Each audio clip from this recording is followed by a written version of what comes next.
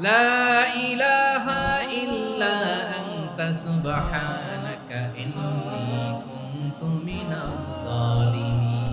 বিপদের প্রথম ধাক্কায় কি যেন পড়তে হয়? ইন্না লিল্লাহ। লা ইলাহা ইল্লাল্লাহুল আযীমুল হালিম। লা ইলাহা ইল্লাল্লাহু রাব্বুল আরশিল আযীম। লা ইলাহা ইল্লাল্লাহু রাব্বুস সামাওয়াতি ওয়াল আরদি ওয়া রাব্বুল আরশিল কারীম। বিশ্বনবী চরম বিপদে পড়লে দুটা দোয়া পড়তেন। প্রথম হলো এটা, লা ইলাহা ইল্লা আনতা সুবহানাকা ইন্নী কুনতু মিনাজ জালিমিন। এই দোয়াটা আমরা বেশি বেশি পড়ব প্রিয় ভাইরা। রাজি আছেন? সবাই আওয়াজ করে পড়ুন ইনশাআল্লাহ।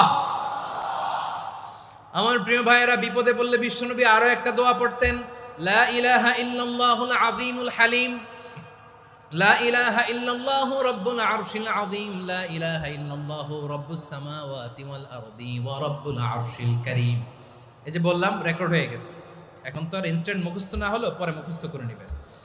আল্লাহ ছাড়া কোনো উপাস্য নাই, তিনি সুমহান, মহা সহিষ্ণু।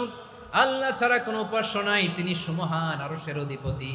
আল্লাহ ছাড়া কোনো উপাস্য নাই, তিনি আকাশের মালিক, জমিনের মালিক, তিনি সুবিশাল আরশের অধিপতি। কি বলে আল্লাহর কাছে নিজেকে সঁপে দিতে হয়? দেয়ালে পিঠ থেকে গেলে লা ইলাহা ইল্লা আনতা সুবহানাকা ইন্নী কুনতু মিনাজ জালিমিন। দুই নাম্বার হচ্ছে লা ইলাহা ইল্লাল্লাহুল আযীমুল হালিম। লা ইলাহা ইল্লাল্লাহু রাব্বুল আরশিল আযীম। লা ইলাহা ইল্লাল্লাহু রাব্বুস সামাওয়াতি ওয়াল আরদি ওয়া রাব্বুল আরশিল কারীম। মনে থাকবে?